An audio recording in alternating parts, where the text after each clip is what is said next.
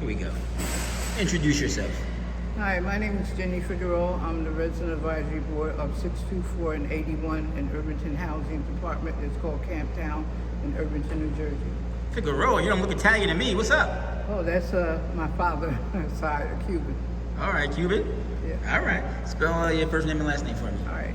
Jennie, Jennie Figueroa. You know, Jennifer Lopez in New York, her nickname was Jennie from the block. Yeah, I'm not from the block. I'm from the palace. From the palace? All right, I would say Jennie from the IHA. All right, introduce yourself. Okay, good afternoon. My name is Joseph C. Epps Jr., better known here as Mr. Epps. I am currently the former president of the Residents Advisory Board and now act as advisor and spokesperson for the Residents Advisory Board. The Resident Advisory Board of Camptown Gardens here in Irvington, New Jersey. Part of the Irvington. And part of the Irvington Housing Authority. All right, good. All right, Miss Figueroa, Jennie from the, from the palace. Well, what's going on today, Jennie from the palace? I'm sitting here. We're in the community room, I guess. It's kind of an echo, right? But it's just the three of us now. But it wasn't always the case, right? There was more people here a few minutes ago, right? Yes, it was. What was going on? Well, we called emergency meeting because we have an issue in reference to the elevator, and the elevator is off and on mostly every day is the fire department coming because someone getting stuck up on the elevator, and this has been an issue. Excuse me, man. This has been an issue since I've been here for 10 years. We've been under a lot of management and a lot of promises and a lot of things that have been done. And what we're trying to do is trying to let the residents know that in order for them to be able to live in a home, they have to at least use the elevator if they need it. If they don't, then if you're down maybe 1 or 2, 3 stairs, you can walk up, but don't consistently use it because it's more so like during the daytime, the elevators going up and down, up and down. You have people who are handicapped, have mobile wheelchairs or the scooters, and they're in and out the building. So we're trying to just let them know that we don't want to have the same issue going on where I think it was in Newark, where the people had evacuated their apartments because of some poor maintenance and stuff. So I know that if the elevator goes, then that means that we're not able to get in and out. And we have a lot of people who are collegiate, they are in wheelchairs. We have one brother that has an amputated. A couple of people are amputated. We have people who are bed bound or in chairs. They have to be moved out the bed, out the bed. So in order for them to be able to preserve the elevator, that'd be a better way for us if we have to make an emergency evacuation, at least we have the elevator available. Right. So basically what you're saying is anybody who can't use the stairs, how many floors in this building? 11. 11 it's floors. It's the second floor all the way up to the 11th. All right. So anybody who can't use the steps needs that elevator. Yes. All right, and it's got to be available. I heard you guys during the meeting. You were talking about the wear and tear, and trying to basically spare it because there's 2 elevator shafts, correct? Yes. One of them is down, right, and apparently it's being repaired right now. But while that one's being repaired, you only have the one to use, correct? Yes, that elevator's been down for like 2 years. The one that's down. Yes. Is it being repaired at the moment? Not yet. No. So you only have one partially functioning elevator. And then this building holds up to 250 people.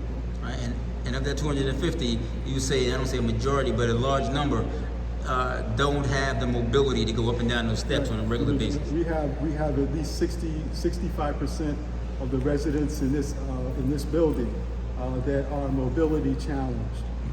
So the fact that the elevator has required this level of servicing is an issue. As Ms. Figueroa mentioned, the second elevator has actually been out now for a period of 3 years. This is the result of roof repairs that have not been done, and in order to ensure that the mechanical room with all the electronics is not damaged, which would cost about $25,000–$30,000 to replace, they basically put the elevator out of service until the roof is repaired. Let me ask you this. Well, first off, read your resume a little bit. You mentioned during the meeting, and I know from personally knowing you and interacting with you in the past, your background in terms of knowing about building maintenance, building management, and things that a well-run building should have. How do you know all this stuff? What have you done? What's your background? I've had a 3-year term at housing and urban development here in the city of Newark. It was a temp to perm position under the Cuomo regime while he was Secretary of HUD. During that time, I worked as an asset manager with a portfolio of 125 properties, ranging from group homes to complexes like this. In 1998, I went from HUD to Apartment Investment Management Company, which is a publicly traded real estate investment company, and worked my way up from being a community manager to the regional director of regulatory compliance. In that capacity, I had responsibility over 53 complexes like this throughout New York, New Jersey, and Connecticut. So during that time, from 98 through 2003, I gained a lot of experience both in terms of management as well as operations. My specialty was remediation of troubled assets. So the majority of my properties were all troubled. And therefore, my time was spent doing a lot of planning in terms of remediation, both in terms of the physical, administrative, personnel, mechanics, you name it. So my time here, I've tried to... You mean here as a resident? As here as a resident. That's my question, man. Your background and all the money, it sounds like a very lucrative professional career. You got money, man. You're doing living in public housing. You're doing here in the Irvington Housing Authority. Well, again, this was not my original intent after retiring. I had hoped to be here for a period of time and then look at, relocating. However, it was brought to my attention by the maintenance staff in 2016. Their dilemma regarding management. There were 15 maintenance personnel here to work and address the many issues that the property was facing. So basically you're saying you're like Al Pacino in The Godfather Part 3. Every time I try to get out, they pull me back in, right? And so you got here, you're sitting here, and you see issues and stuff arising, and it's just you know. So again, in life, if they say, if you don't stand for something, you stand for nothing. My parents made sure that my brothers and I were given responsibilities, and I came from a very middle income background. Giving back was something that my brothers and I were not just encouraged to do, that we had to do, both in church and in the community. I mean, I want to say, and I don't want to, knock to you, Ms. Figueroa, or to anybody else who lives in senior housing and public housing, and, but like I said, in the way you speak and the way you present yourself, I know him, for years. I think this is my first time meeting you with your lovely glasses, right? Is that, yeah, right? We talk about America, we talk about the American dream, we're talking about, plan for a future retirement, right? Guys who sound in the resume like you, we all think they're gonna, retire out in Arizona or someplace and play golf and just live there. I've thought about that. Right? But the point I'm making is that well, I'm listening to you guys talking, and we're here in the senior, the senior housing unit, I guess, right? It is. And the senior housing, and also, I guess the maybe medical issues issue, unit here, right? Of the housing authority. But the point I'm trying to make, what's going on, is that as we get older, we never know what's going to happen. And you never know where you're going to be, right. And so when you find yourself in that place, you can either sit back and you try to get out as fast as possible, or you can say, I'm going to try to do something. And it seems like you've decided, I'm going to try to do something. Right, and just so you understand, this complex is based on self-sufficiency. That means that whoever lives here is supposed to be able to take care of themselves. However, at one point, there was a social worker assigned to this complex because, again, understanding that there were families and individuals with disabilities and other challenges that would be in need of a social worker to help them navigate and deal with their own personal challenges. However, after 2018, that position, due to, from what I understand, the income deficiencies that the property was facing, was eliminated. So that meant those who could potentially receive help no longer were able to get that. So it was every man and woman for themselves. Because I during the meeting I heard I guess she's the new building manager, Yes. and she was saying this is not an assisted living facility. No. She tried to make that point, and that's what you were just speaking towards. Yes. But she tried to make that point over and over, which is basically saying, we don't You're have the wrong. means to do that. We might want to help you, but we're not equipped to do that, and we're not supposed to do that. And eventually, I guess with the stuff that's going on, because it also seems to me that what we're talking about now, Ms. Figueroa, is that right now, I want you guys to give a little update on the status of the Irvington Housing Authority, right? Because under Brown, it had issues, it was troubled. Then Brown left, and they brought in somebody else in the interim. And he Mr. left. Garcia. Mr. Garcia was here. He seemed like he was positive. He seemed like he Yes. wanted to do some things and had some things in motion. But then he got caught up in some of the things that people get caught up in, and then he's gone. And now I look up, and I personally look up, and I heard that HUD has taken over this. I guess in the receivership, that HUD is actually running the Irvington Housing Authority now and running these buildings. So there's no, I don't want to say that Brown and Garcia were like the middlemen, but there's no management. It's HUD directly administering and running these facilities now. And then that Crescent Lane is shut down, and some of the units are shut down. And I think that 624 and maybe one or two other more buildings are the only 81. ones left open, right? Just building 81 and building 624 are going to be, by the end of this year, the only two active buildings here in this complex.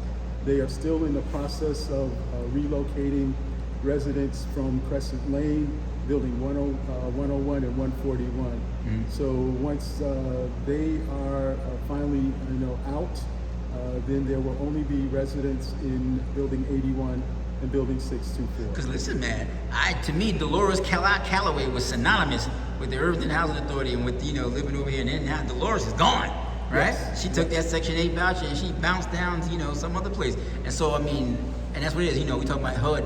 Anybody they're offering Section 8, you got Section 8, they can almost place you anywhere. I mean, I didn't know that it's good anywhere in the country. So you can take it, technically, you want to go to Arizona, you can go to Hawaii, you go ahead and go to Hawaii, right?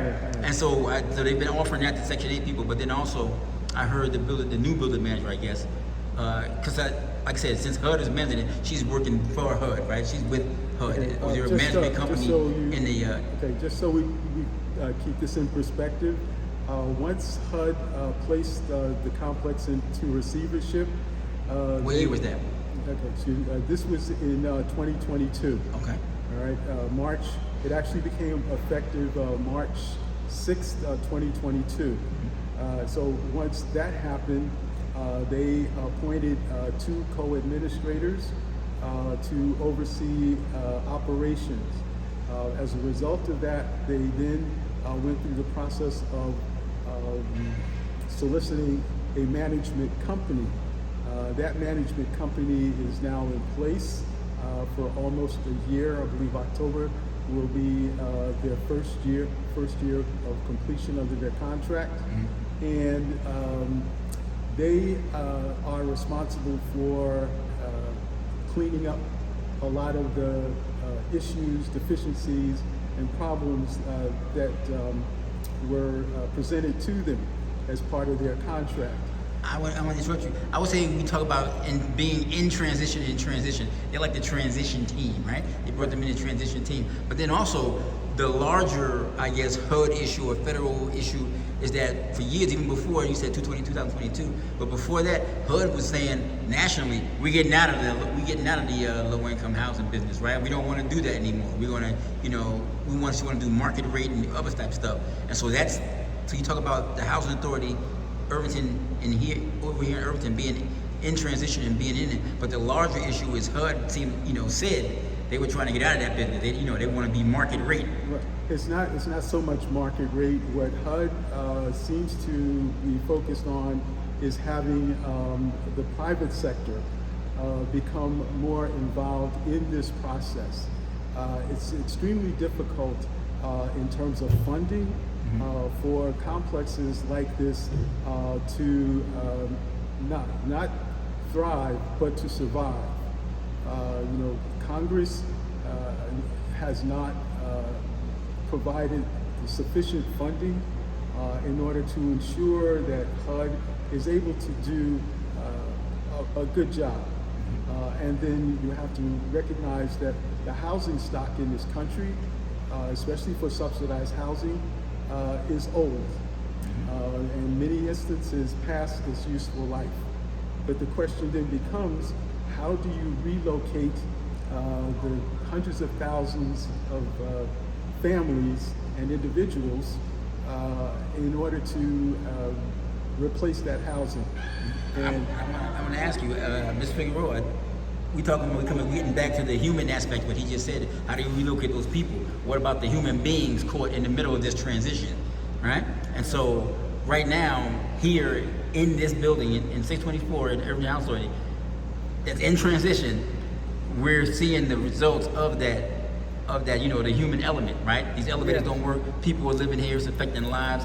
Like you said, I think somebody said during the meeting, they want to get us all out of here because it would be more convenient for HUD to have empty buildings to transition and renovate as opposed to have, people living in here, right? Yeah. So I don't want to say that they're looking for any excuse, but when I heard, the manager say, we're not assisted living, I'm, in the back of my mind, I'm sitting there going, you can't just, it's like I said, survival of the fittest, right? If you can't swim in this. Survive, then you just die. Yeah, well, you got to get up out of here. A lot of people did, right? Because they're locked behind doors, and a lot of them don't know what's going on. When they have meetings, they don't even let nobody know they have meetings. They say, well, if anyone wants to know if the board's having a meeting, they should be on the website or in the newspaper. We already know the elderly don't go on the website. Facts. No one delivers newspaper anymore. Facts. So anything that goes on as far as the board meeting, we don't even get a 3-day notice. It's posted, and when you say something to them, when they had one, Rivera, who was the representative of the mayor, and I told him, I said, well, none of the residents knew anything about this meeting. He said, well, go on the website or in the newspaper, and then him and the lawyer just kind of laughed and walked away. So my daughter being into political, I asked her, she said, well, she was a commissioner. She said they do not have to notify the residents. All they have to do with the Sunshine Law is to put it on the website and newspaper. Which means they have satisfied the requirements. That's it. Right? So when HUD comes in, they've been coming in here since they've been coming. Mr. Spicer, the new one, came in. The first thing he came in and said, he didn't introduce himself. We went through so many horrible things. I've been here for 10 years, and it's been like, you don't know what's going to happen. If you're going to be here, you're not going to be here. There are so many people came in that you can't have no faith and no trust in because it's about getting their pockets lined and they gone. And then we have 5 managers. None of them had no, and every time when we sat down as resident advisory, sat down and tried to tell them what the problem was with the residents representing them, they said, we'll get back with you in 30 days. By 30 days, those are gone. So that went on about 5 times, and then some of the people come in like it's a correctional facility. They don't even, when the residents come to the door, what do you want? And they talk, he even had one come in and had his hair twisted right in front of everybody. While he's holding the meeting, right he's there. got somebody removing his And he hair. was a bartender up the street. So everybody went up there, so it's not professional people. Right. When you came in, when the incident went down with Brown, with the money being done, being taken out, you would think that HUD would come in there and investigate every year and find out if ordered the money, come and look in everybody's apartment, see if they were living in the main. They didn't do that. So 10 years go past. I'm here 10 years go past. They had so many people in here. Garcia was doing a good job. He was listening and everything, but then after, you could see he was kind of whittled off. You know, when he started going to another area, working down in Newark, then we weren't the baby that you had to nurse and get back together. Yeah. So we were just only, I guess, a project. I'm not sure. But whatever happened, it hurt us. Because we not only went in that situation with him, we ran into COVID-19. And when that came in, I had a Cafe Harmony. I had a big pot. My thing, I was going to cook a whole pot of soup for everybody because nobody could go out. Everybody, it was like a dark age. Everybody was kind of frightened about what happened. And I made some soup. By the time I made the soup and had the cups and the cracker, I said, well, let me go to the elderly. So when I started knocking on their doors, I seen one lady she came from Albania. It looked like she thought it was like in a biblical time that God was coming in and curses. Another person named Bernice, I saw her, it looked like her face like she had a stroke. So they were going through trauma behind the door. We didn't even have gloves. We couldn't even go to the store. Everything was just shut down. This building, we was literally just left to ourselves. So all we can do is try to work with each other. Everybody's scared. This one may have COVID. We had young people saying, oh, only old people get COVID because they were standing outside the building. You know, then everybody was just scared. Then you only have one elevator. Still one elevator, and we traveling with COVID going back and forth up and down the stairs. You know, and we didn't have anybody from the city. No one came in and came to us. And I did see, I lived in Patterson, where they did start coming together, giving gloves, sanitation act, and I told my daughter, and the next thing I know, we were given like 200 by Mr. Garcia to distribute to 2 buildings, which is $250 in each building to give it to the resident. So now you got to figure out who you're going to give it to. You know, so really we were suffering. We didn't have anything. Everybody was frightened, so we were just disbanded. So now when we had the issue with Garcia when he got in his situation, now we're even disbanded. Where HUD should have came in. They should have been there that beginning and be the watch guard, because you say for health, safety, and the well-being for all. So we know HUD comes in areas way back long time where in the 40s and 50s, it was just to keep people in certain areas of color. It was called urban renewal, where it was urban renewal, where the black people start dealing with their situation, working with each other in the community. They opened up their own fish market, they only had stores, they did whatever they could do to survive. Then next thing you know, here comes urban renewal to split it up. So the same thing in here. These buildings here weren't made for people of color at that time. So urban had their own preference of people who lived here. So then when you start coming in, like back in the 40s, you move, either burn the house down or move them out the neighborhood. So we came in the neighborhood, a lot of people left out. So a lot of this building is old. All the materials and the parts in these buildings are old. They're things, that pieces that you can't even find. So like you say, they had someone came in and he had to fix the heating. He could have went to all them old buildings down in New York that probably had the part and came and charged $5,000. Anybody can make a hustle. But it was lucky he did find the part. But right now, what we're dealing with now is these buildings, whoever had them, they didn't repair. In the beginning part of the year, when people moved in, it looked nice. You know, where I guess it's the residence funds, they had little things and little issues. Then what happens when people start to have some money, certain things start changing. People ideas start changing, and the people are not really a concern. So with people coming in here, when I came and I moved in here, I'm a homeowner of 3 homes. But when you're in a situation in a marriage and the husband is not the husband and the house is not a home, it's just a house, I had to make a decision to leave. So I did 4 years out in the street, not in the street going from one place to another, and fortunately I came here. So coming here was a way. I had a door, a key to go in. It was a home. It was a home in here. Stability. The building was a home. It was somewhere I could live. So in the same time, I'm an not activist, an advocate. I believe in motivating, organizing, but basically I deal with children. So I deal from school 6 to George Washington Carver working with Joe Clark, motivating with our children. So I came in here and I seen the residents working with them, and I could see that it was more coup d'etat, click and pick, institutionalized. Either you in D block or C block. So they start penetrating you. They find out if you got an alcohol, drug, or you got a money problem. Right. You know, so they operate in the elevator. So they don't go out in front. So they did a couple of things with me. I didn't really believe it. You know, what I was seeing, I'd seen it with the children, but I never seen it with the adults. So I kind of stayed to myself, like I do volunteer.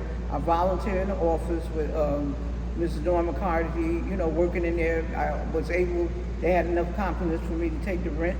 I did the rent, and I gave the receipts. And then I went around the corner, I got to know the mayor. I start working with them. I start working in a senior home. And then I had an idea to make a Cafe Harmony. And it wasn't an idea, it was that, it was something just came to me and said, well, over in that corner there, it was a voice. And people could say what they want to say. It said, that'd be a nice reading library Cafe Harmony. Because I believe that when you read, you understand things. You get a chance to open doors with things that you've never been at. And you're talking about using the space like here in the community room, and creating a space like a social gathering place where people, residents can come and socialize and read. Okay, and that's Cafe Harmony. Yes, it was an open. Nobody came in. There's certain people control it. When you come in, they look at you a certain kind of way, and then you go back out the door because there was no welcome here. So a couple of times I made an incident. I talked to Ms. Carby. I wanted to do we call Sankofa, black movies, things working with other people in different countries to show you that they had culture and they have tradition. You know, so to work together, you have a skill. You either you was maybe a butcher or someone was a seamstress. So maybe you didn't have the money. You work collectively. Maybe you fix somebody's shoes. Somebody said, "Well, here's some meat." That's how people worked in collectively. So I'm looking at this area here, and I'm like, I start playing the music. Marvin Gaye, who really cares? Who's willing to try? You know, and then somebody says, "Shut that off. We don't want to hear it because it already was set up the way they wanted." So it took me up to maybe 6 years to Garcia came, and I talked to him. So it started working, and was and also there was a guy that was doing electricity, and he was more so maintaining security. And I said, when I came in my mind, I said, you know, it was around about Thanksgiving, I was giving out dinner, and he was there, and I said to him, "Here, wait, let me fix your dinner." And then it just came off, say, "Well, this would be nice, reading library Cafe Harmony." He said, "What'd you say?" I said, "It'd be nice." He said, "Well, that's a good idea." He said, "If you feel like that," he said, "I'll give you the first $500. And he did. He kept to his commitment. And also we had to give furniture and stuff. Lucky Mr. Epps, one of his relatives was very significant in the area. So where is Cafe Harmony? Where is it? Is it here? Does it exist still, or is it They gone? took it down. It was here. It was in this community room here. It was right over there. I took my time right over there on that wall. You see, they put the stuff there. I came down here late at nighttime, and I wait 2, 3 o'clock in the morning. And I painted that wall, We had bookshelves. We had tables, chairs, couches. And so this all happened when the administration, when Garcia had his issues and left. Then when he got into receivership, that's when they took it down. You're talking about. This all happened when COVID came about, and what they were looking to do was to try and minimize interactions. And Cafe Harmony Get people to stay in their apartments. Right. Everybody come out. And Cafe Harmony was the social provided a means for residents throughout the complex to gather together, to feel safe, and interact on a very personal level. At one point, they even had me put on a Don Cornelius outfit. That was the very last one. You had an afro on. You had an afro? I want to try to see that. What a pictures. I want to see those pictures, right? Mr. Epps with an afro talking about come on down. Now, wait a minute now. Now, believe it or not, I once had hair, and a beard. But as time goes by, things change. Right. But Cafe Harmony brought a sense of change in the environment here. Positive, right? Yeah, very, very positive. And even during 2017 and 2018, we had 2 community celebrations. Those community celebrations involve residents throughout the complex who contributed food, time, money, and we also received a commitment from management that provided support as well. The new management or the old management? No, this was under Mr. Garcia, Yeah. Right. and I have to give him, his props because he made a change. was very resident centric. I want to say something too, and I want to mention. I chime in on that because you mentioned these buildings being old, and you mentioned that you're 100% correct that most public housing in Irvington and across the U.S. after World War II, it wasn't really intended from blacks and brown people. It wasn't meant for minorities. This was a veteran. Right. It was for veterans, and it was also They didn't even look at seniors. yeah. It was veterans, and it was for lower income white Americans, Yeah. right? And so you're right. So and the people who lived in the projects in the housing authorities, it was white people, right? Because I remember my editor, fireman, who grew up here in Irvington, was saying, yeah, his family grew up in the projects. And you meet my editor, and his brother's an oncologist, a doctor. And Right. He's a doctor. He was this guy was a journalist, outstanding journalist. And so public housing used to mean something different, right? Totally. All right. And so even the projects didn't mean what it turned into once it started getting neglected stuff. And I mentioned all that to say that under Brown, and I met him, he seemed like a decent dude, got a really up with a progressive son. But it seemed like, things did not get handled the way they get needed. And that was for a long time.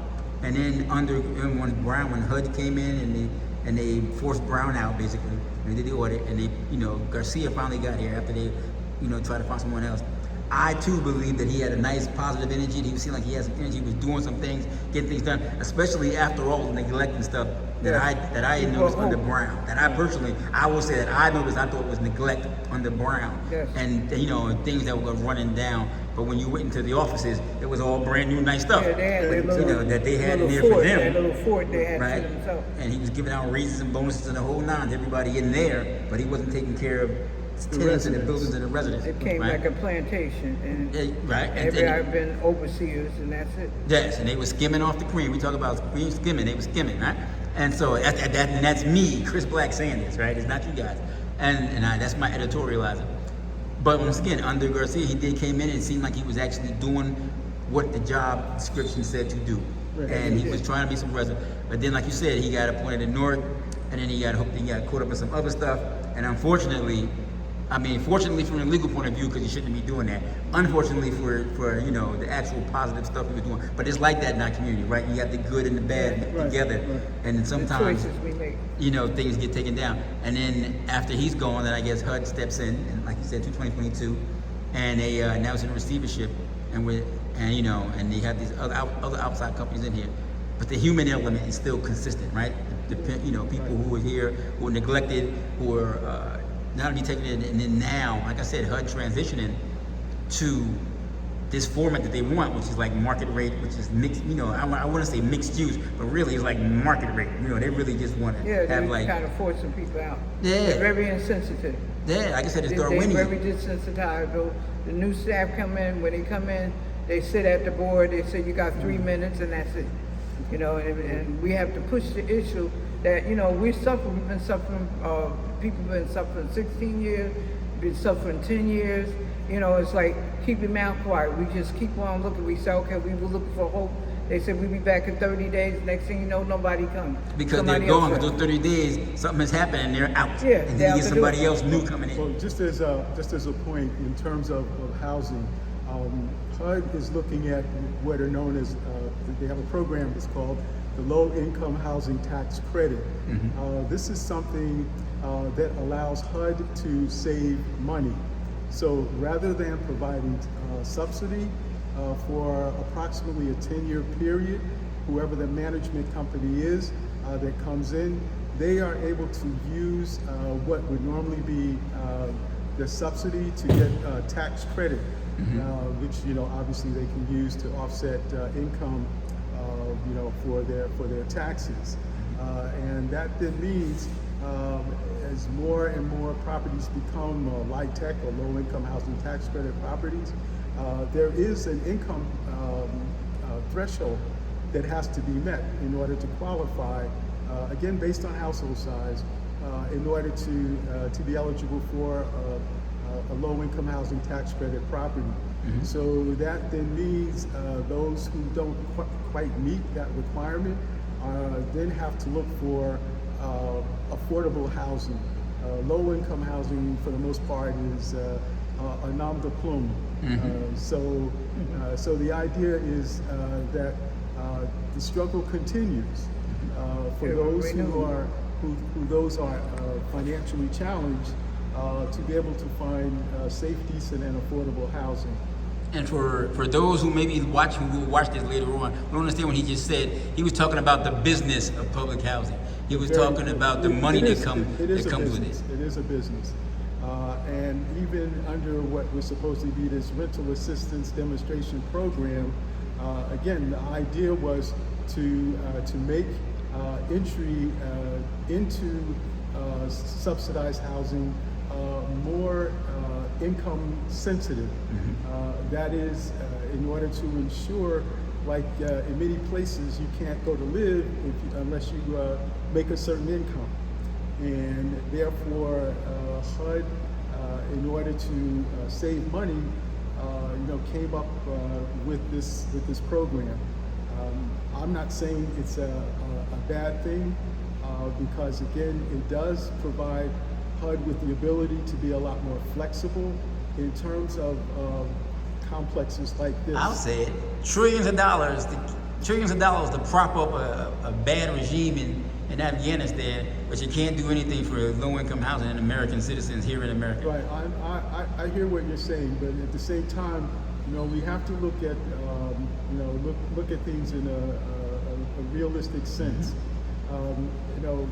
Our government, for the most part, is the best government on this planet. Such an American. Look at it. Right. Well, I've lived in Europe, compliments of Uncle Sam, and I've seen living conditions. And we have many advantages here in this country that are not available to most European and Middle Eastern families. So yes, there's a lot that needs to be done, obviously. Yet at the same time, the focus really has to come more in-house. What is it that really can be done? We're facing an aging population. Families are being displaced because the cost of living is not enabling them to continue to live in a manner that speaks to the American dream. And so here, what we've tried to do with the Resident Advisory Board and residents in cooperation with prior management is to bring about some sense of family and safety, so that residents feel that they have a home, a place where they can come out and engage with each other, not feel threatened, and know that regardless of whatever else may be going on with their lives, they have the opportunity for a period of time to escape and get away from that self-same sedentary routinized existence that they are experiencing. You said self-same sedentary. That's 3 S's in a row. I like that, right?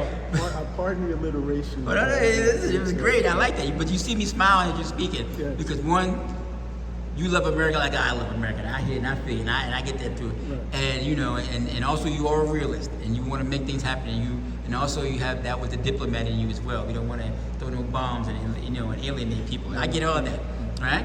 But I guess that's why y'all good partnership, right? Because you ready to throw some bombs. I can see by the look on your face. You in them glasses. You ready to throw some bombs. Ready for that, right? And so you want to get things done. But when Ms. Figueroa was speaking and she was talking about the pandemic and nobody assisted it and no help coming and things like that, ironically enough, right? And this bring us all back full circle.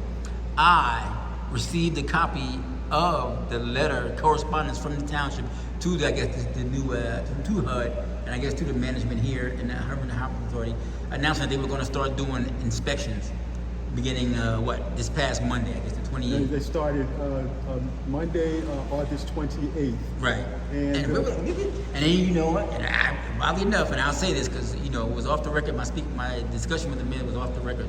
But I'm gonna say in general. But he was saying that the reason why he did that is because he cares about his people.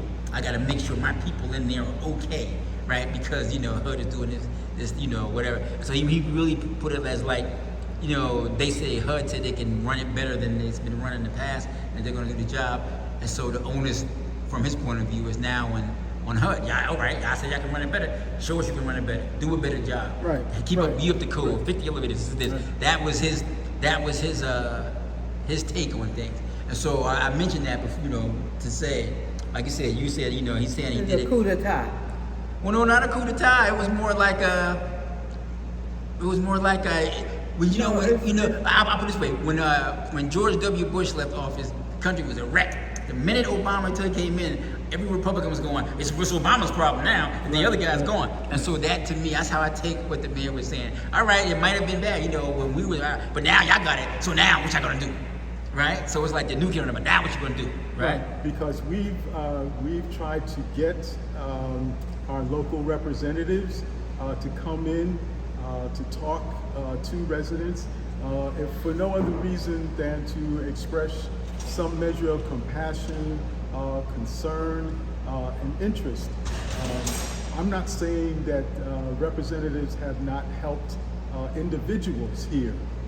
I know for a fact that they have provided assistance. However, we're talking about a collective. Not individuals. Not individuals. And it's extremely important, especially at a time like this, that for morale and for the sense of someone caring, that they reach out, take the time, even if it's just to come to a board meeting, and not engage in politicking, because we don't need any more chicken and music. Well, I told him that there was a meeting day at 2:00. So, going to what you're saying, that's why I got no we here. Right. So, Ms. Figueroa, you bomb thrower, you rabble rouser, nice glasses. No, I look at it realistically because I study, and what we're dealing with now is the same issue that we had in the past. Back in the 40s, you have no taxation, no representation. Right. All right. So when the people came in from the South and went up in Harlem, I look at some of the documents, and the only thing they did was police the area. None of the mayors, none of the representatives, governor represent the community. All they said, the poor, trash, poor this, drug fested, alcohol, drug dealing, number writing, that's all it is. And you had like Geraldo, they were newscasters, the way they cast is off. It's like they would throw away, like we get ready to repeat the same history. Because for the go up the rent that is now, is the taxes going up, so that means the landlords have to go up. Mm-hmm. Then that means what they do, they build high rises. Mm-hmm. And they charge people rent. They have a place down in Jersey City where the elevator is shut down on the 39th floor. Imagine if you're not doing your work in your house, that you got to go all the way down and come back up. And when they had that big windstorm, the windows came out. So we're building up high like it's Babylon or whatever. And we expect people to live and work. You don't give anybody the jobs that they need. The schooling's not up to par, where the kids are very encouraged to want to go any further. So you have a stipulation on a certain group of people that you're going to keep down. At one time it was easy because you had welfare, you had people getting jobs, you have Section 8 people getting paid. Now it's like, it's more technical. Mm-hmm. You don't want to deal with human beings no more. When you call up on the phone, before you used to call 624 whatever, you call the operator. The operator give you information. You call the operator, they don't even know how to spell. They say, wait a minute, let me get the supervisor. Mm-hmm. So things have changed to more so technology, not humanology. They're not dealing with humans anymore. So as far as we live in, like, when Spicer came in, he didn't come in with the thing like, I'm here, I'm helping you. I know you didn't have faith in other people. You can faith in me. Just give me a time. Give me time. He just said, I'm here.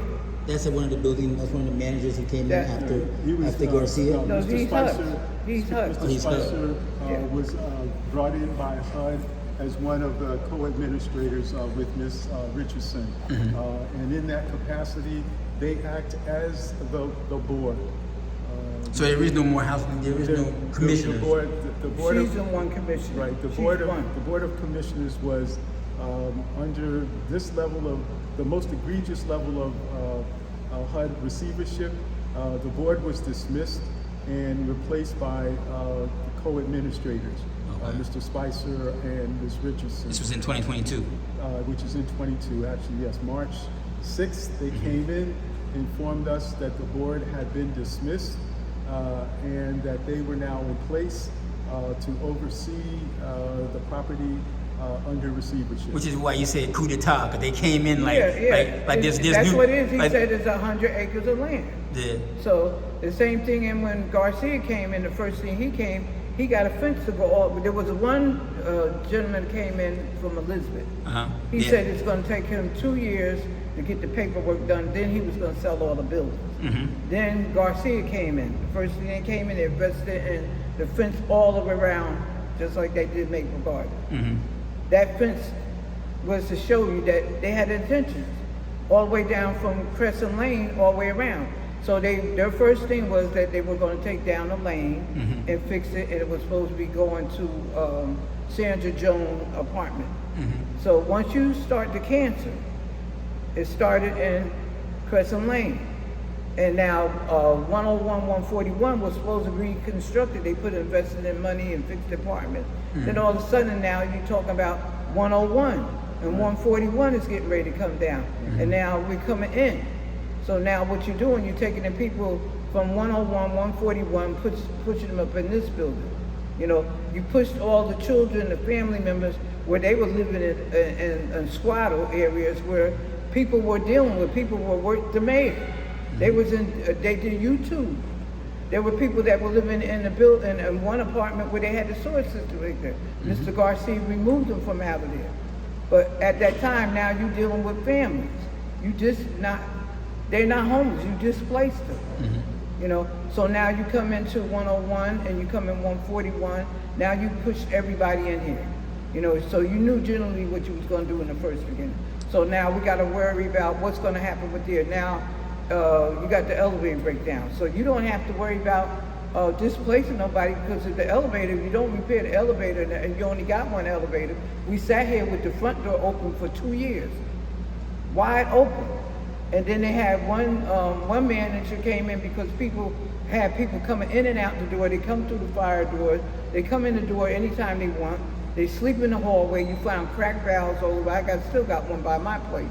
And you open up the door for everybody to be unsafe. So the security, was not it. securing stuff. The security was a playground. And then you had people put double locks on their doors. So then you have one manager come in with the maintenance to check and see how many people had double locks to remove the second lock off the door, and you still had the door wide open. So my question to you, Ms. Figueroa, I feel I'm smiling because I feel like I know your answer is going to come when I ask this question. Is the whole idea of how much faith do you have in this idea that, we're going to get that elevator fixed and get you guys set up, or does it seem as if they're trying to make it as uncomfortable as possible to get everybody to just get up out of here, so then they can have a nice. Because you don't push people in here that are living a certain living life. They make it uncomfortable. They don't have respect for other people. Where the place used to be a little bit more neater, more sanitary. You have garbage stowed up into the garbage bin, where you take people from one area that has bed bugs, and then you put them in one truck, and you transfer 2 residents in that truck, and you bring them into the building. So they probably all got bed bugs now. Now we have a whole thing of bed bugs, where we got exterminator all the way from the top, all the way down to the bottom, pushing them into other people's apartments. We never had that before. So we have a festivity of bed bugs. And so if I'm HUD, Mr. Epps, And that's HUD. If I'm HUD, really, it'd be better to just have empty buildings, I demolish them all and build something new, then I can kill all the bed bugs, I can fix all the elevators, I ain't gotta worry about none of that stuff. We just start with something new and fresh. That is would seem like a realistic possibility. However, Well, my question is, from listening to Ms. Figueroa, it almost seems like that in her belief, that's one of the desired ends. yeah, that as I was saying, that is a realistic possibility. However, there is the human factor that has to be considered. There doesn't seem to be, in light of this inspection, any real contingency plan if in fact... From HUD or from the town? From the township, or HUD. If in fact these buildings have to be closed either permanently or temporarily.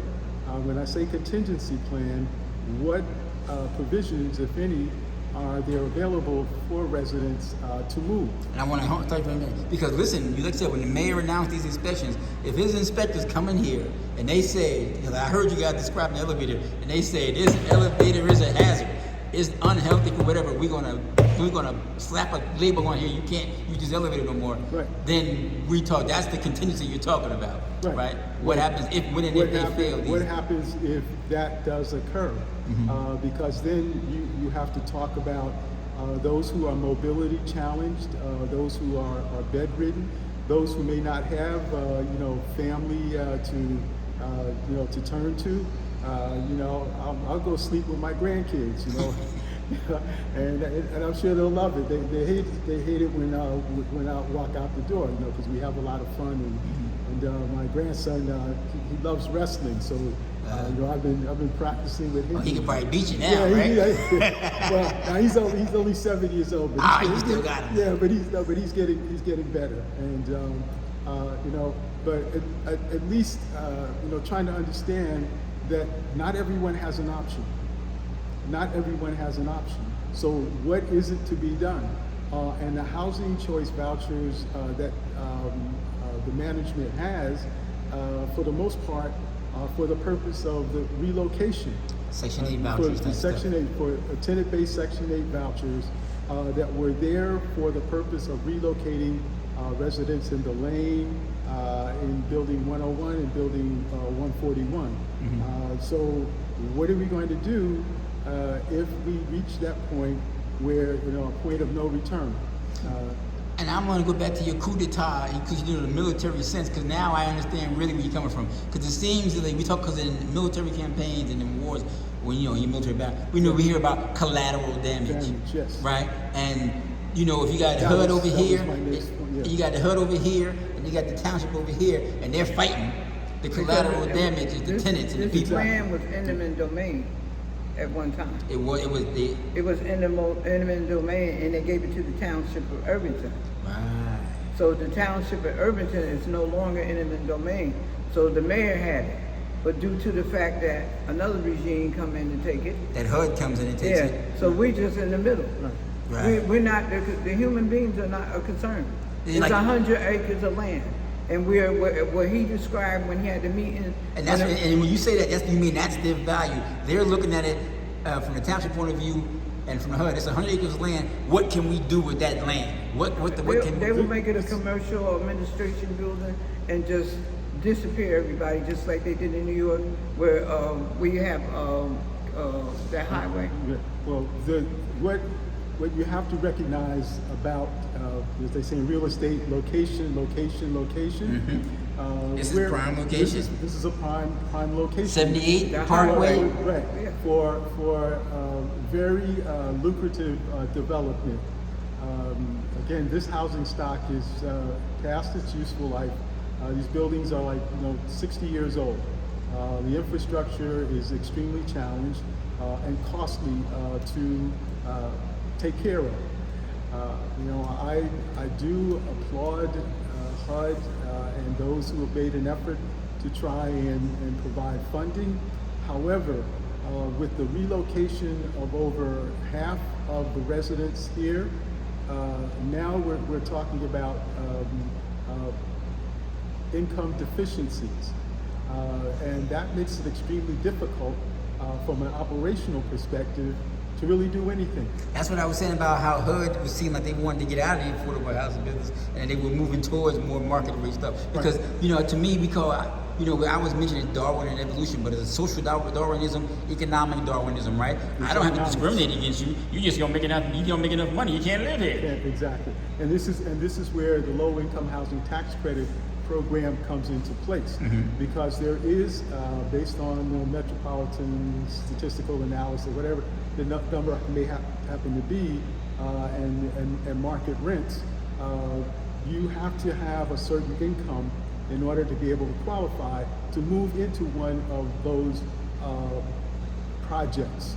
Okay, whether it's a low rise or mid rise or a high rise, doesn't matter. So even though it seems like they're offering you an alternative, they're really not offering you an alternative because you don't really meet the standards. Right. And so You still if you don't have meet to those, qualify. if you don't qualify, meet those standards, then that's what you mean about what's going to happen then, right? Exactly. The woman was mentioning that as it stands right now, some people only paying 30% of the rent, or 30% of the income. That's their rent. Whereas HUD would have been covering the other 70%, I guess. But once again, HUD moving away from that, and then and it sounds like that. And, because I'm not. She seems like a nice lady, but when my ears are hearing things, I don't want to say veiled threats, but I also want to say impending doom type stuff, right? Like this is coming, and I'm letting you know. But she didn't. She just came out real fast with that. I'm gonna give you the information. Right. But in any situation, you have to consider the worst case scenario. Yeah. And you have to present that so that residents understand, the dynamics involved in this process. I'm smiling because you're a reasonable guy, but I'm sure Ms. Figueroa is sitting there going, that's not just a scenario, that's the inevitability, that's the desired end. Yeah, because coming in here, a lot of people, when I came into the reading library, the reading also was to get authors, because that's what I did with the children. I took them to in South Orange, in Orange, and they had the authors read to them. So a lot of people in here, when I was getting the books and everything, and one of the residents came, he said, some of the residents can't read. And he said, I can't read. He said, I'm dyslexia. So my thing is that a lot of people can't read. They don't understand what's going on. So you're really shifting their life the way you want to shift it. You're not considering them, they like to call people illiterate. But some of the school system, they don't teach. You program and you instruct them.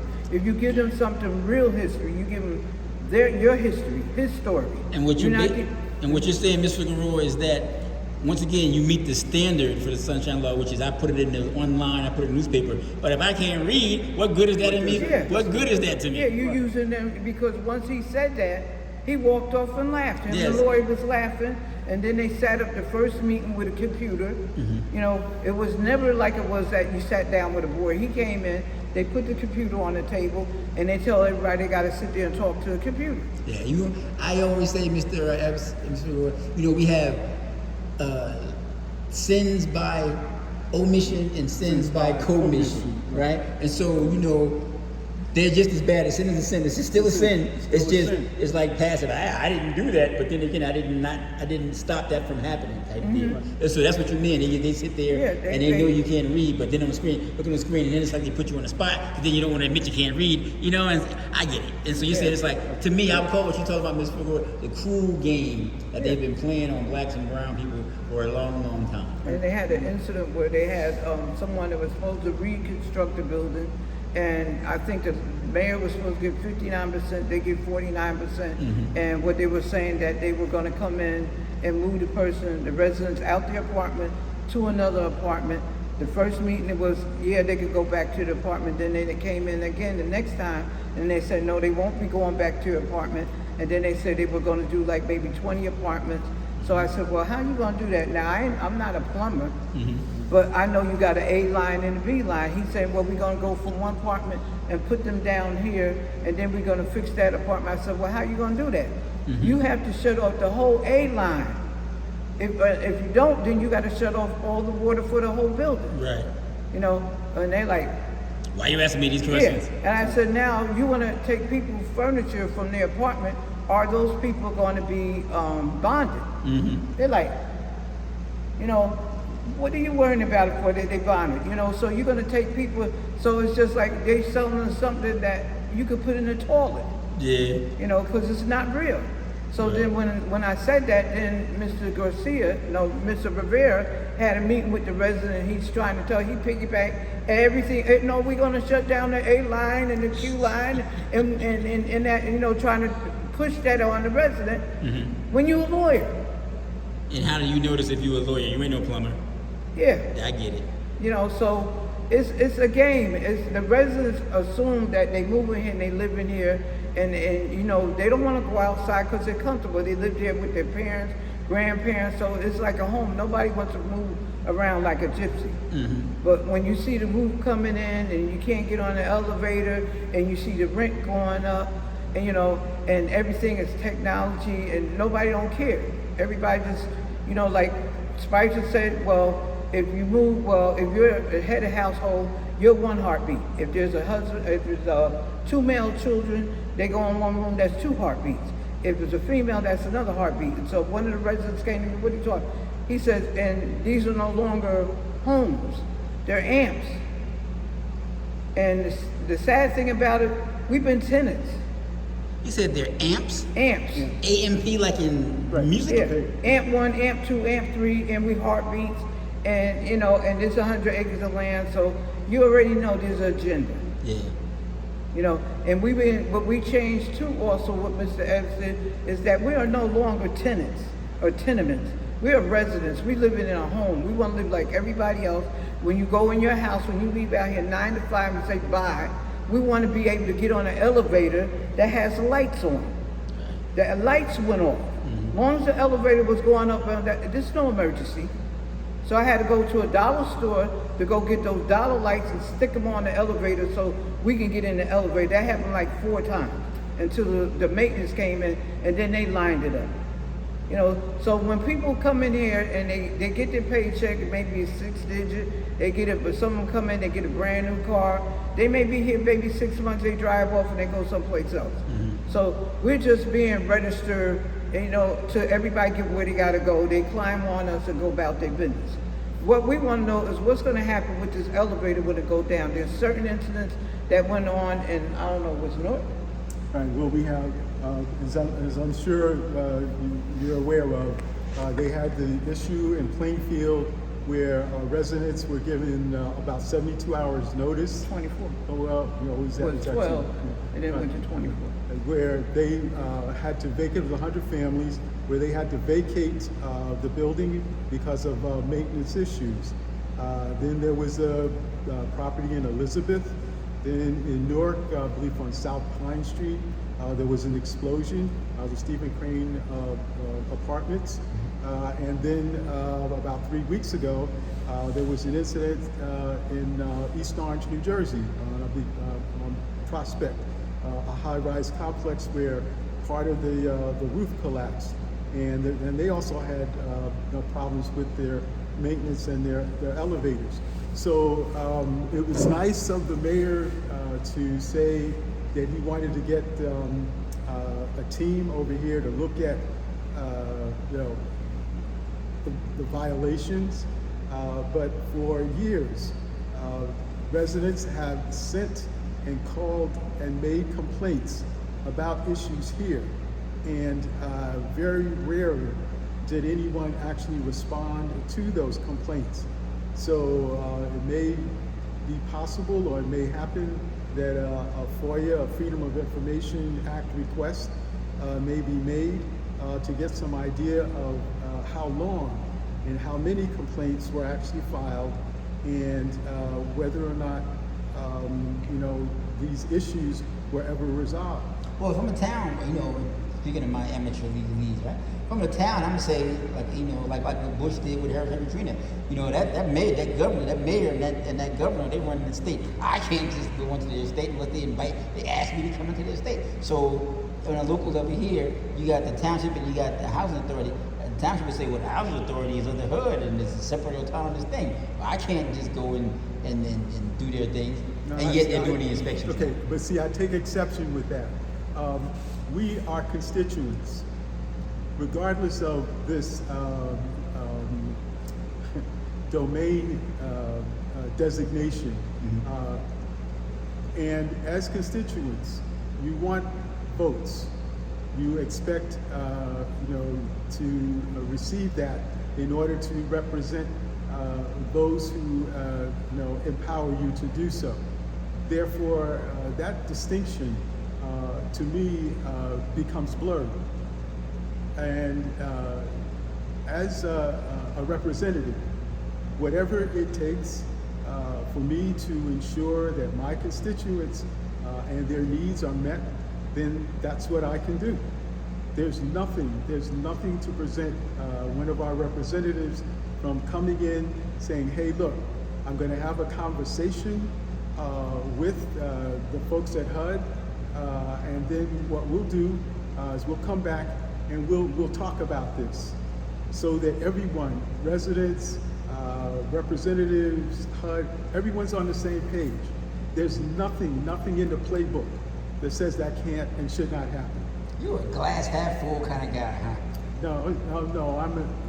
I'm a pragmatic realist, old-fashioned stoic, STOIC. Marcus Aurelius. Yeah. So thank you.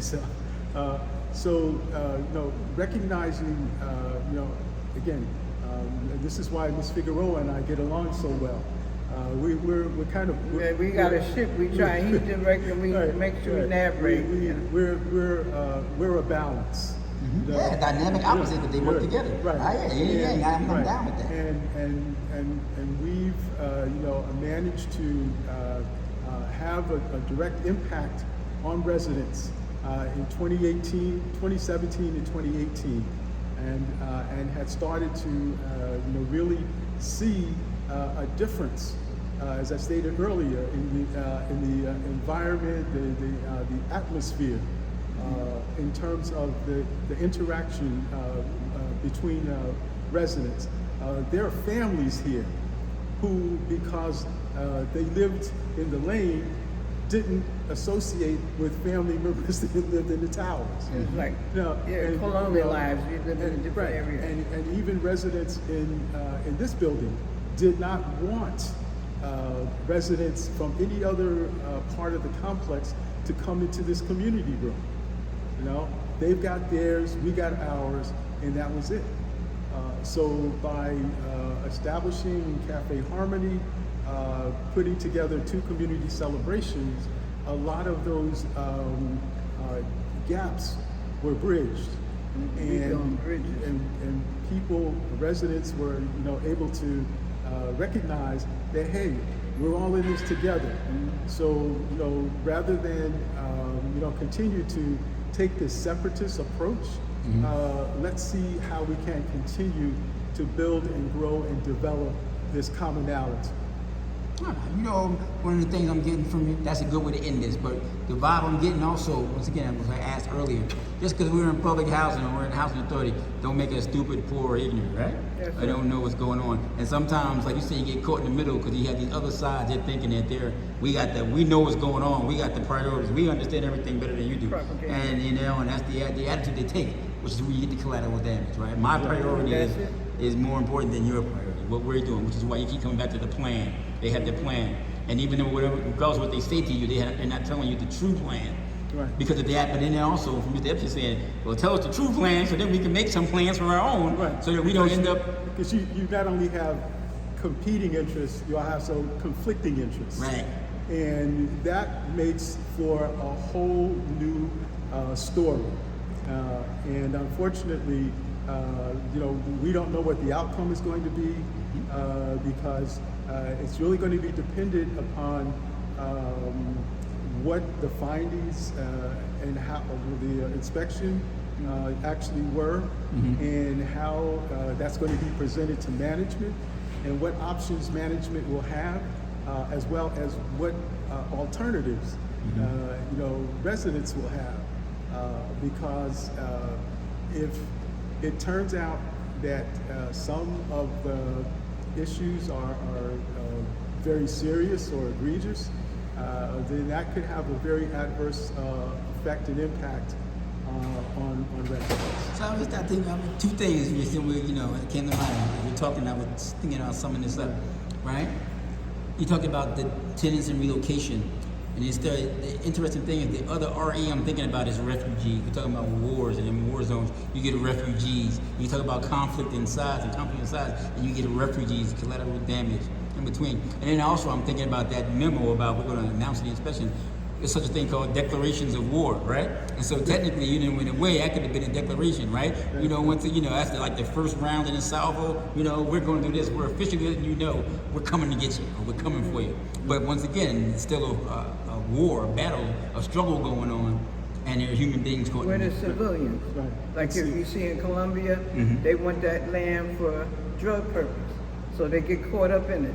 So the civilians, the people that are living there, when they come over in the country, they caught. So you got a lot of people coming through Mexico because there's a whole lot of things going on. Well, I was thinking about Syrians, right? I was thinking about the civil war between ISIS and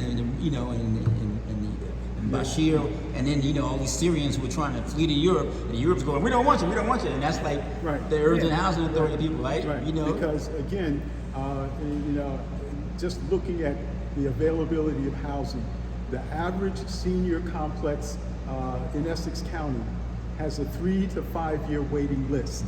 3 to 5 years, okay?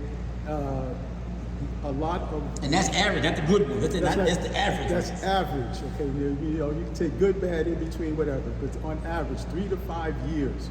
And a lot of private owners, landlords, are not always willing to accept vouchers. So that's another challenge that we really have to look at. And I know just from my own personal experience here in this area, housing is at a minimum. Renting is not easy. And that's ironic. You would think that if I'm a private owner or whatever, I would like that guaranteed housing. I would like that guaranteed voucher, that Section 8 thing. That's guaranteed. I ain't got to worry about the tenant. I got to worry. Yeah, but there are two parts to that. One, how well the housing authority pays in order to ensure that landlord can meet their mortgage payment and maintain the property, pay the insurance premium. And then you got the residents, where they may not be very responsible. And that then creates another problem for the landlord. Because if he's not able to collect the rent, and then he's got to be concerned about making repairs, to maintain the property. So it's not worth it for him. So it's not worth it. It's not worth it. Right. Some of them bring it down. Right. So they can. I'm not saying that they will, not. It's not as automatic as it sounds. No. So they tend to be very selective. Especially if you're a residential, because when I moved in and bought a home down in, it was residential. When the Section 8 came in, you knew the Section 8 came in. Because it was a different vibe. You could see that. You could see automatically the different type of people. Yeah. Right. So that's some why will I say blend there's two in with the parts. neighborhood, but some will come in with another activity. And it'd be disturbing. Let me ask you a question. Did it make you question white flight? We always talk about white flight. And they go, there go the neighborhood. Right. No. It won't be that. No. But you also have to think about the fact that there's black flight too. Oh yeah. Because where you have people of color that are really focused on maintaining and having a neighborhood that's conducive for bringing up children. Yeah. And then you have introduced those who may not have the same focus. What was interesting? Society has changed. That's what I was saying. TV has a subliminal message, And it's not like it was like in the 50s if you were sitting on a porch and hey, Miss Mary, you want me to go to the store? You want me to rate the thing? Yeah. There was a lot of subliminal message. The elderly used to own their homes, and they lived in the area, so they went up on the taxes. So now they can't live in their own homes. They wind up in senior housing. So now you don't have that same energy of people saying, "Oh, there go Mrs. What's the name? The older person in the neighborhood, Member of the community, yeah, the staple memory, that we all that's know. family It's unity. just community. They don't have So that. communities become destabilized. Yeah, they took that. Because I was thinking, I'm I was smiling. raised like that, you know. I'm smiling because They didn't have community. Hey, you cooking. can get it. Oh, you got it. I'm smiling because, we talking about how times have changed, things have changed, and you talk about the 50s and the 40s, and, once upon a time, that, the black flight you're talking about, and the issues we're talking about, that blacks and browns and people of color, talking about Right. white people, we used to criticize them for voicing those same issues, but they had a blanket on everybody. If you're not white, then you must be this bad thing. And then now we're in a more nuanced time, right? Yeah. Everything's more nuanced. Because now you got blacks, Latinos, other people saying, well, We don't want them in our neighborhood. yeah, and they look like us, right? Right? And so it's like a dichotomy. Because then you kind of can not that you can understand, but you can I guess a different idea of what those white people was thinking when they thought about all of us. Right, Yeah, but it changed. Because I was in conversation with a former co-worker who happens to be Hispanic.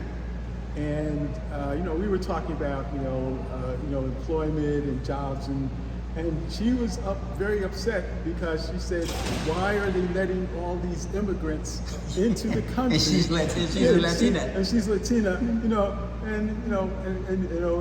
then we both kind of laughed, not in the in a bad racist way, right? yes, but just in the realization, and ironic, like you said, how things and times have changed. Yeah. And so it's not, so it's not whites worrying about immigration. Everybody's worried about immigration because it does have, an impact on everyone. Let me tell you something. I want to switch it. I want to take it a little bit different. I'm going to take it two ways. One, the irony of conservatives trying to convince black people that Planned Parenthood is bad because we talk about the sloganeering. Well, who killed more black people? Planned Parenthood killed more black people than the cops, right? Because they're still, because that gets down to the demographics of the population. Abortions and babies. Yeah, and then we talk about these other groups that come in and they're just having the babies. Nobody's telling them to have the Planned Parenthood, right? And so the demographics shit, the numbers go up, numbers skew, and people feel threatened. Oh, those numbers. So all them babies you were telling us we couldn't have, but everybody else is having them. And now, right. And then the other thing I was thinking, and I want to ask you this because I got you. You guys are both, two dynamic opposites, but on the same side of the spectrum. This whole idea, we're going off on a totally different thing. I'm taking y'all somewhere different now, right? Is that I get back to the whole idea of the mental health, because this did come up in your meeting about people and feces, right? The mental health aspects within the black community, in black and brown communities. Once upon a time, we didn't acknowledge those things, right? But then I was saying now all of a sudden, it's very to the forefront where we acknowledge it very much. Oh, we've got mental issues. We got these health mental But they did right? acknowledge. But yeah, we do it now. But then once upon a time, and just like I said, how times change, you had I'm gonna say white people, the white society, the mainstream society, talking about them crazy N-words, them crazy knuckers. They're just crazy knuckers, right? And so now, and we always go, no, we're not crazy knuckers, we're not crazy, we're not. But then here we are now going, well, yeah, we are kind of crazy. So is it ironic that we're admitting the crazy? I mean, and whether white people right, well, them crazy knuckers. Because the stigma was if a black person was identified as having a mental challenge or an I won't say it's not always mental, an emotional challenge, they could not be employed. Okay. They were placed in Greystone and then they were right, and then they were institutionalized, or ended up in prison. Right. So for the most part, we don't want to acknowledge. I'm not saying I'm saying that in a euphemistic As sense. a defense mechanism, we don't want to end up in Greystone. We don't want to say, hey, I got a problem. I'm stressed out. I'm worried about my financial instability. I can't find a job. I've got this ADHD, which is what's real, which is real. So we are not taught to accept and seek help, because if we do, then we're categorized, and then suddenly we find ourselves at more of a disadvantage than simply walking around being a person of color.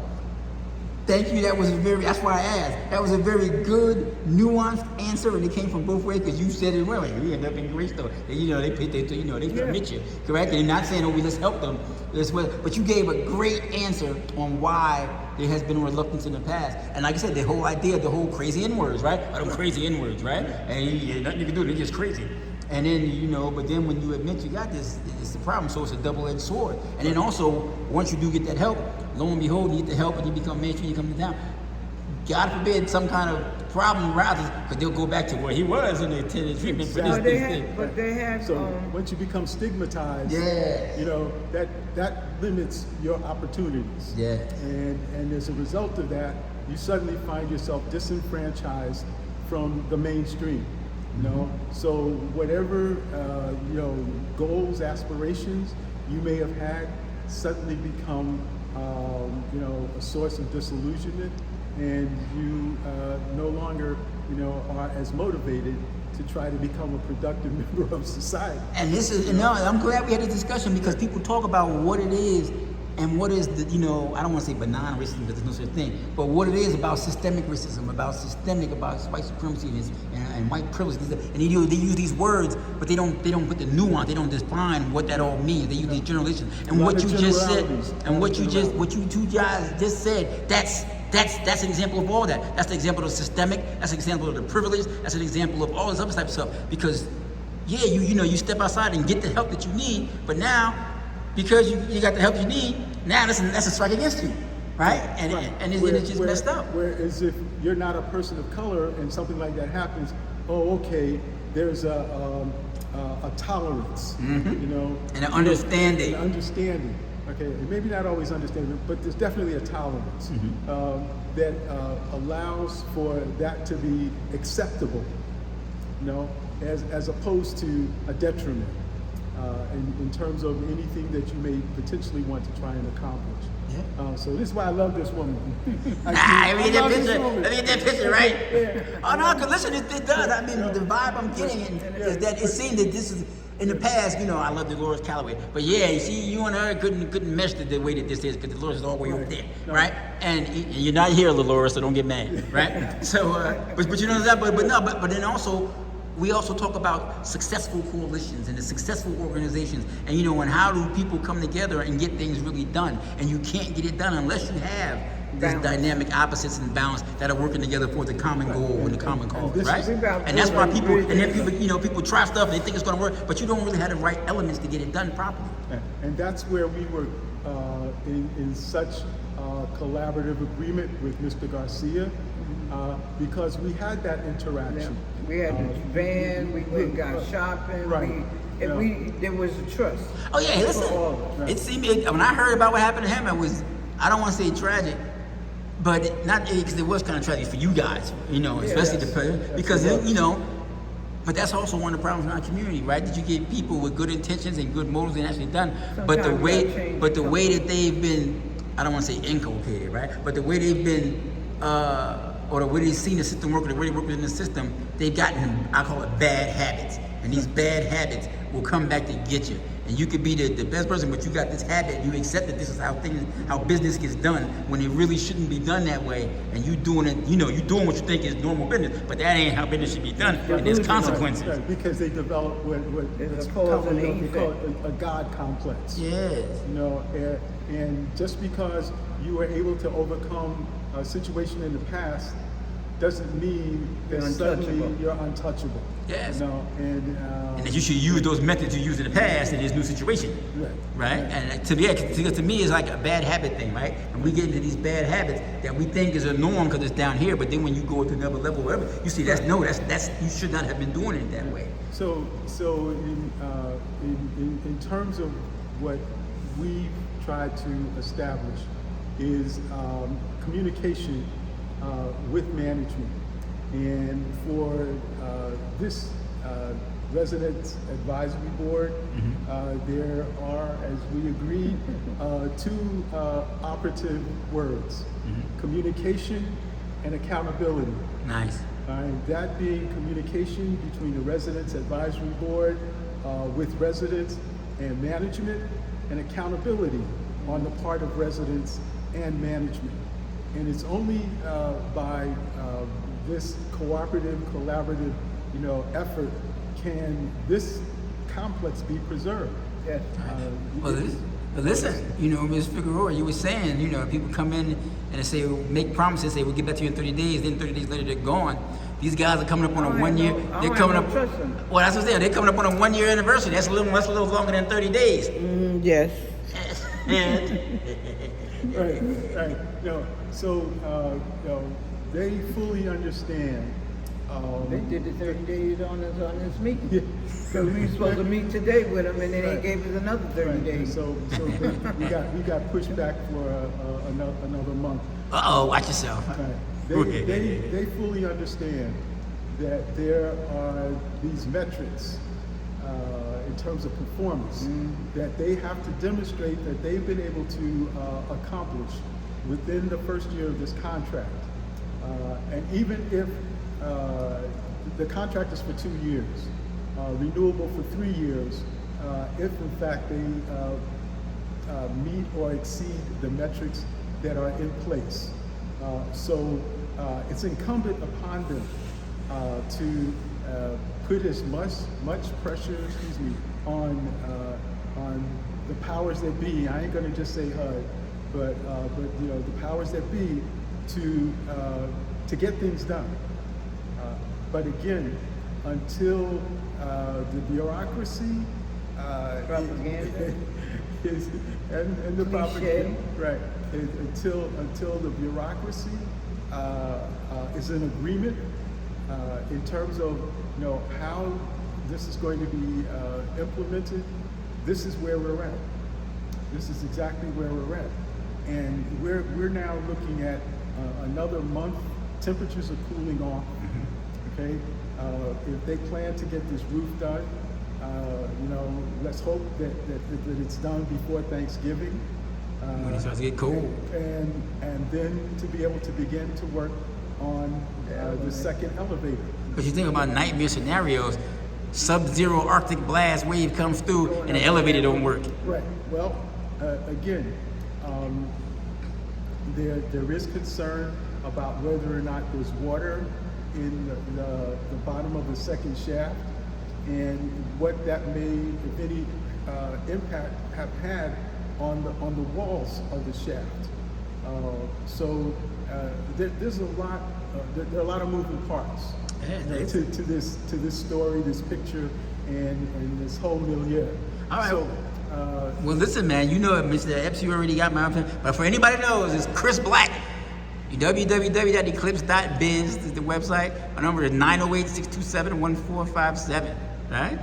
Reach out if you got any issues, because I feel like a reporter in a war zone, right? I'm caught in the middle, right? But but it's the truth. Because this is a real issue in real lives, and there are these competing forces and people in the middle, and how it's going to all turn out. And like I said, for the one side, it would be easy to just do this, and the other side, it would be easy to just do this, and then they're jockeying for position. And so, what happens? And so, yeah, real issues, real people. Let's see how it turns out. Hopefully, it's well, not good, right? hopefully. Thank you Thank very you. much. Oh, and then for anybody, any tenant or any Irvington Housing Authority resident or Irvington who wants to contact you guys got social media, you got a webpage, how can they reach out to you? Or you got to be a member, you got to live in 624. You have a number for the resident advisory board? Right? And do you have to be a resident of, because even though this is a housing authority and you guys are tenants here, 624 and the housing authority, there's also larger tenants issues that seems to be coming up as well. Okay, we welcome any input that can assist us in terms of what's available as far as resources, for resident activities, events that we can be a part of in order to broaden our knowledge base in order to be able to better serve our residents. So, you know, we welcome that. You know, we're not in an adversarial, you know, confrontational, you know, approach to dealing with management. You know, we welcome again an open line of communication, but again, this has to work on both sides. You know, and you have to be transparent. You know. You know, I like what you're saying, but normally I'm smiling because it says that normally works when we have mutual interests, when we all have the same interests. In The Godfather, they would say our ships are all going in the same direction. I don't know the number. Okay. We haven't got it operated yet. Okay. All right. What we'll do, we'll go through this, and then we'll get this to you because you can always add. You can always add it to your tape. All right, you talking about y'all gotta get on y'all stick, man. Y'all try to be at these media pitches. Y'all gotta have this stuff ready for when guys like me come asking me stuff, right? Come on now, what you want? You know, you gotta help yourself there, young lady. Okay, but there is going to be a working number for the Residents Advisory Board where they can, you know, you call, leave your name and number, and please speak slowly, so you can be by email. Yeah, give me that. That's what I'm saying. Right. Give me the email. Jennie, Jennie Figueroa 1952 gmail.com. Thank you. See, that's what I'm talking about. You could have said that a long time ago. Okay, and Ms. Figueroa, as our president, is the point of contact for any and all communication. Okay. Thank you very much. All right. Thank you. Yeah, put up the black power fists. I'm going out.